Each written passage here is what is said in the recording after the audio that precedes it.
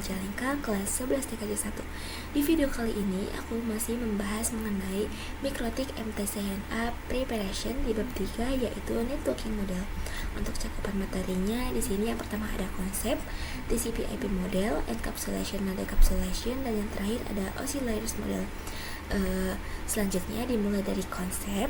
Nah, ketika kita berbincang dengan networking model, maka ini sangat identik dengan yang namanya jaringan komputer.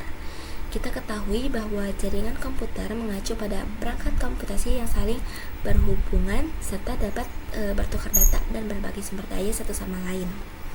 Oke teman-teman, jadi networking model adalah suatu aturan yang mendefinisikan bagaimana kumpulan perangkat komputasi bisa saling terhubung dan komunikasi.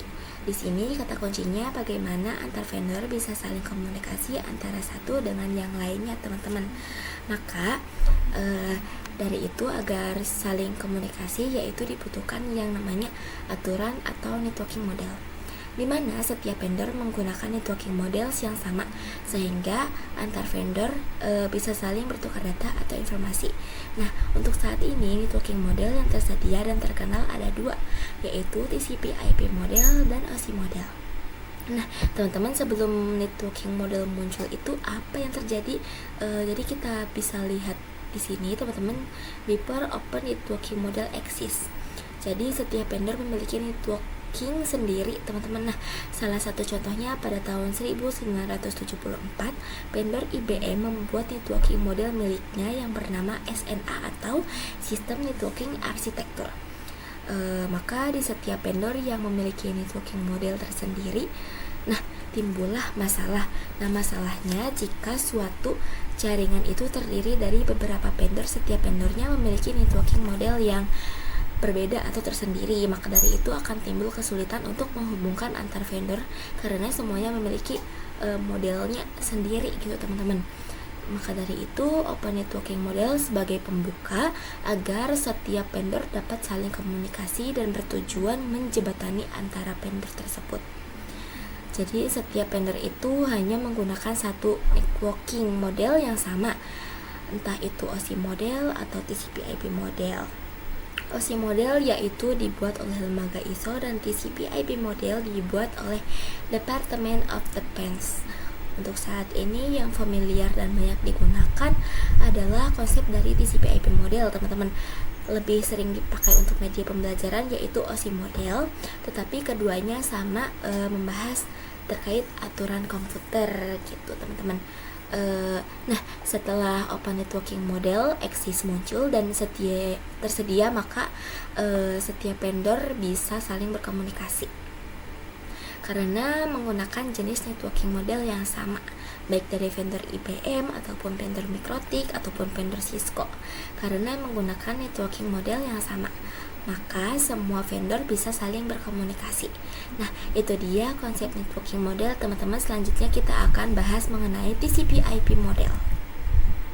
TCP/IP model merupakan jenis networking model saat ini common digunakan. Jadi TCP/IP itu mendefinisikan suatu protokol agar antar komputer atau utamanya yang berbeda network itu bisa saling komunikasi, teman-teman. Nah, untuk membantu dalam memahami, setiap networking model itu dipecah menjadi bagian-bagian kecil yang disebut sebagai layers.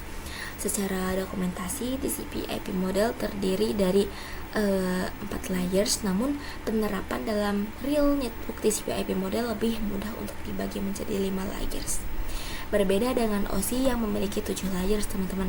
Nah, di sini ada layers TCP/IP yang terdiri dari, untuk yang 4 layers, yang pertama ada network access, yang kedua ada internet, yang ketiga ada transport, dan yang keempat ada application layer. Untuk yang 5 layers, yang pertama ada physical, terus data link, yang ketiga ada network, yang keempat transport, dan yang kelima ada application. Nah, bagaimana cara kerja networking model itu, teman-teman? Jadi pada setiap lapisan terdapat kumpulan-kumpulan aturan yang harus diikuti oleh setiap komponen agar dapat saling berkomunikasi dengan komponen yang lainnya, teman-teman. Di sini juga kita bisa lihat perbedaan menggunakan networking model dengan tidak menggunakan networking model. Dilihat dari foto yang terdapat di sini bahwa untuk yang tidak menggunakan networking model sangat acak-acakan, teman-teman, atau tidak beraturan ya. Nah, untuk pembahasan per layersnya langsung saja ke layers pertama, yaitu application layer. Application layer berfungsi sebagai antarmuka dengan aplikasi, mengatur bagaimana aplikasi dapat mengakses jaringan dan kemudian membuat pesan-pesan berskala.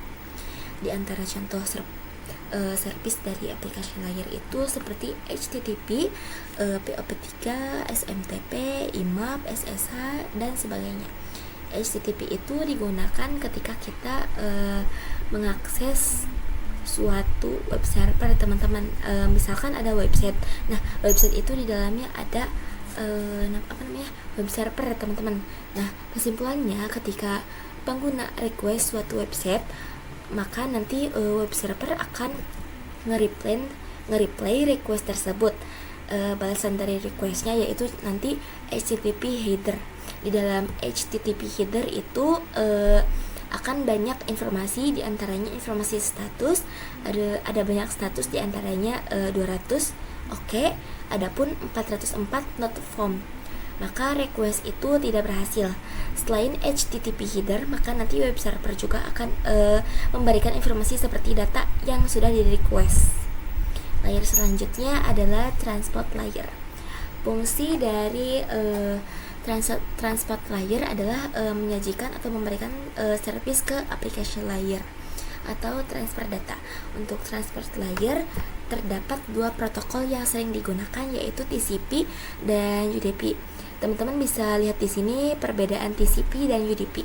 Bisa kita lihat di sini juga, teman-teman, cara kerja error mechanism yang disediakan oleh TCP. Ketika ada suatu klien yang melakukan request ke web server, maka responnya itu HTTP header dan data akan ditambahkan dengan TCP header yang nantinya akan dibungkus menjadi segmen dan ditransfer ke perangkat jaringan, yaitu layers ketiga nanti. Nah, masalahnya adalah bisa saja respon yang diberikan oleh server itu terdapat hilang atau error di tengah jalan. Mungkin jaringannya itu overload atau sebagainya. Jika terjadi kesalahan seperti ini, maka klien akan request lagi dan nantinya si web server akan mengirimkan ulang untuk paket yang hilang tadi. Itu dia contoh dari TCP. Kemudian kalau UDP itu tidak peduli, misalkan klien melakukan request ke web server dan web server akan mereply dengan HTTP header dan juga TCP header. Terus nanti ada paket yang hilang. Nah, si UDP ini bodo amat, teman-teman. Jadi dia tetap langsung mengirim ke klien.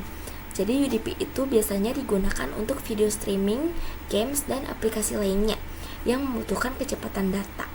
Nah, kalau misal lihat streaming di TCP nanti kelamaan, teman-teman. Contohnya ketika kita akses video di YouTube. Jika ada nge-lag di tengah-tengah, itu pasti ada proses pengiriman yang dari klien dan dikirim ulang ke web server. Nah, kalau misalnya video streaming dan ada nge-lag di tengah-tengah, nanti kalau jaringannya udah stabil lagi, dia akan beralih ke yang paling terakhir videonya. Lanjut ke layer selanjutnya, yaitu networking layer. Untuk networking layer hanya terdapat satu contoh, yaitu IP. Dan IP menyediakan dua fitur yang sangat penting, yaitu addressing dan routing, yang dimana berfungsi untuk menangani konektivitas dan pemilihan jalur. Setiap perangkat jaringan memerlukan alamat unik di jaringan. Yang pertama ada addressing. Jadi kalau yang addressing itu bahwa IP address itu sendiri yaitu memberikan nama pada perangkat di jaringan komputer, teman-teman. Nah, nama di sini diidentikan dengan IP address, yaitu yang berbasiskan angka. Jadi kita bisa ambil contoh di sini ketika suatu perangkat memiliki IP address 1.1 dan perangkat lainnya 1.2. Setelah memiliki nama, jika komunikasi maka tinggal ditujukan ke nama tersebut, teman-teman. Jadi fitur yang kedua yaitu routing. Routing adalah salah satu fitur, dan routing itu identik dengan istilah router ya, teman-teman. Jadi router itu berfungsi untuk mengoneksikan perangkat komputasi yang berbidang network. Router memiliki cara kerja yaitu routing. Jadi routing adalah salah satu fitur yang disediakan pada IP di bagian network layer yang bekerja layaknya kantor pos. mencari rute tercepat untuk sampai ke tujuan.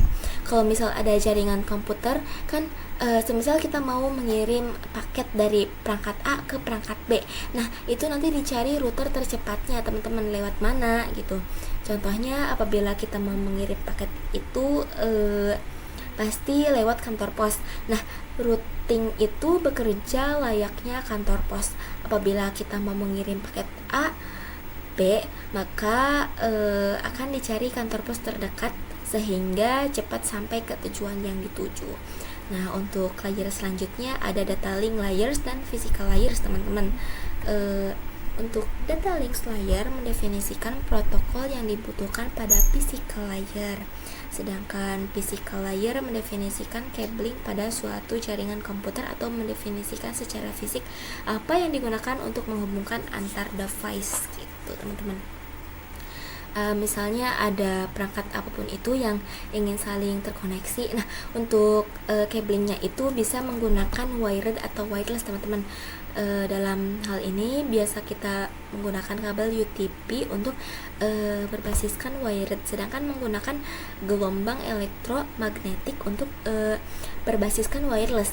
Barangkali dari teman-teman belum tahu yang seperti apa sih kabel UTP itu. Nah, bisa teman-teman lihat di Google ya teman-teman. Jadi lanjut ke data link, teman-teman. Salah satu fitur pada data link layers ialah FCS atau Frame Check Sequence, yaitu Error Detection Mechanism, hanya mendeteksi error tanpa recovery. Jadi error mechanism itu berbasiskan detection. Jadi secara sederhana, jika di suatu jaringan ada error yang dideteksi oleh data link layer, maka data link layer akan bekerja sama dengan transport layer dalam mendeteksi ataupun recovery, teman-teman.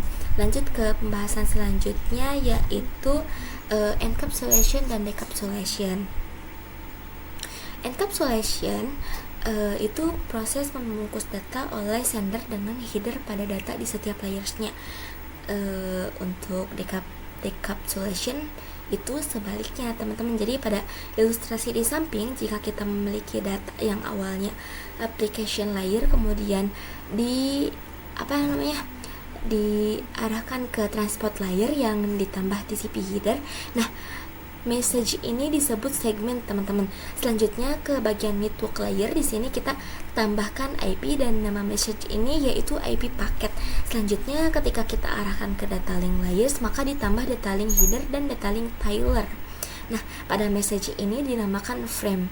Sehingga apabila udah nyampe data link layers dan ketika akan masuk ke layers berikutnya yaitu physical layers, nah itu sudah berbentuk bit, teman-teman. Ketika sender ingin mengirim paket data ke receiver, maka proses yang terjadi pada networking model ini dinamakan proses encapsulation. Setelah pengiriman paket data dari sender sudah sampai ke receiver, nah pada proses encapsulation ini akan dilakukan proses decapsulation. Decapsulation artinya perubahan agar menjadi data lagi, dari bit menjadi data lagi gitu, teman-teman. Jadi pada intinya sender melakukan proses encapsulation dan receiver melakukan proses decapsulation. Nah, teman-teman, model network selanjutnya yaitu OSI model. Untuk saat ini model yang sering digunakan hanya TCP/IP karena untuk dari sisi perkembangan protokolnya atau modelnya TCP/IP lebih dominan dibanding OSI layer.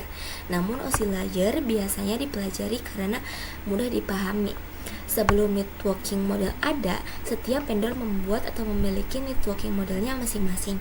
Karena setiap vendor memiliki networking model yang berbeda-beda, maka komunikasi antar vendor sulit dilakukan. Jadi usaha untuk membangun suatu jaringan komputer sangat besar gitu, teman-teman. Banyaknya vendor tadi itu bagaimana upaya agar tetap bisa berkomunikasi dengan baik antar vendor satu dengan vendor yang lainnya. Oleh karena itu dibuatlah sebuah model atau sebuah standar atau spesifikasi minimum oleh ISO atau International Organization for Standardization pada tahun 1984, yaitu dengan nama OSI atau Open System Interconnection, atau bisa juga disebut OSI 7 Layer Model. Itu teman-teman, pada OSI model application layer dipecah menjadi ada 3 bagian, yaitu application, presentation, dan session. Nama message-nya pun berbeda. Dalam OSI model terdapat istilah tersendiri yaitu PDU, dan nama sebelumnya disesuaikan layer. 7 layer yang ada di OSI model yaitu yang pertama ada application layer, berkaitan dengan bagaimana data itu mengalir. Yang kedua ada presentation layer, ketiga session layer, keempat transport layer, yang kelima network layer, dan yang keenam detailing layer, dan yang ketujuh physical layer.